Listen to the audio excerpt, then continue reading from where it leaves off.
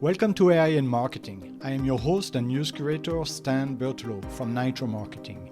You will find links to all the stories mentioned in this episode in the show notes.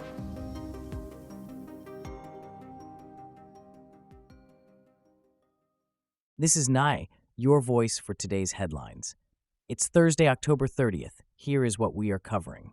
In a lakeside lab in Vevey, Switzerland, researchers at FinalSpark are pushing the boundaries of computing by growing clusters of human neurons that could process information more efficiently than traditional silicon chips. Founded in 2014 by Fred Jordan and Martin Kutter, the company is cultivating tiny brain organoids from stem cells, which they connect to electrodes to respond to electrical signals. This innovative approach, dubbed wetware, forms the core of FinalSpark's neuroplatform, a unique remote-access biocomputing lab that allows researchers from global universities to conduct real-time experiments on living neural tissue. The company's aim is to create biocomputers that can significantly reduce the energy consumption associated with AI training, which currently has a large carbon footprint. They have tested over 10 million neurons and published findings in respected journals like Frontiers in Artificial Intelligence. Their latest development includes using chemical stimulation, such as dopamine and serotonin, as new inputs for computation. Although the founders acknowledge they're far from creating a sentient machine, they see their work as pioneering a future where intelligence grows organically from cells rather than code. FinalSpark has already attracted early clients and academic partners eager to explore this frontier in computing. Turning from biocomputing to Etsy's strategic AI investments in leadership. Etsy is channeling its energy into artificial intelligence as it transitions leadership. The company reported a decline in gross merchandise sales, with numbers falling to $2.72 billion, a 6.5% drop from the previous year. Simultaneously, Josh Silverman is stepping down as CEO after 8 years, passing the baton to Kruti Patel Goyal, Etsy's president and former Depop CEO. Silverman will become executive chairman. Under Goyal's leadership, Etsy aims to enhance personalized shopping through AI, leveraging its partnership with OpenAI. While Etsy's user base has dipped, Goyal is focusing on strategic priorities like improving discovery and buyer loyalty. The integration of AI is seen as pivotal in reshaping the shopping experience and maintaining growth momentum. Following Etsy's AI focus, Meta ramps up its own AI spending. Meta has increased its spending forecast for artificial intelligence to over $70 billion, planning further investments in 2026. The company will primarily fund data centers and AI researcher salaries. This adjustment brings Meta's spending closer to tech giants like Microsoft, which plans to spend $88 billion in 2025. Meta's capital expenditure has significantly risen from $28 billion in 2023 to an estimated $100 billion next year. Despite a 26% rise in third-quarter revenue to $51.2 billion, profits fell 83% due to a substantial tax charge. As Meta continues to focus on AI, questions about the return on investment persist, although the company claims improvements in its online advertising and social media algorithms. From Meta's AI investments to Nvidia's market valuation surge, Nvidia has become the first company to reach a $5 trillion market valuation, driven by the booming artificial intelligence sector and surging U.S. stock markets.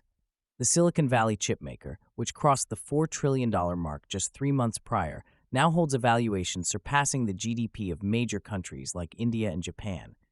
Nvidia's stock jumped as its shares hit $207.86, attributed to strong demand for its advanced AI chips. CEO Jensen Huang revealed $500 billion in chip orders, alongside partnerships with Uber for robotaxis and Nokia for 6G technology. Nvidia also plans to invest $100 billion in OpenAI. President Trump supports Nvidia, hinting at potential sales to China, which could further boost the company's shares. On the creative side, Emma Thompson critiques AI's role in scripts. Emma Thompson recently expressed her frustration with AI while speaking to Stephen Colbert on his talk show. The actor and screenwriter, known for her Oscar-winning adaptation of Sense and Sensibility, described her irritation with Microsoft's Copilot for suggesting script rewrites. Thompson prefers writing scripts by hand, believing in a connection between the brain and hands before typing them into a word processor. She shared an incident where technology altered her script into hieroglyphs, requiring Stephen Fry's help to recover it. Thompson criticized AI's role in creativity, advocating for authentic storytelling to connect with audiences.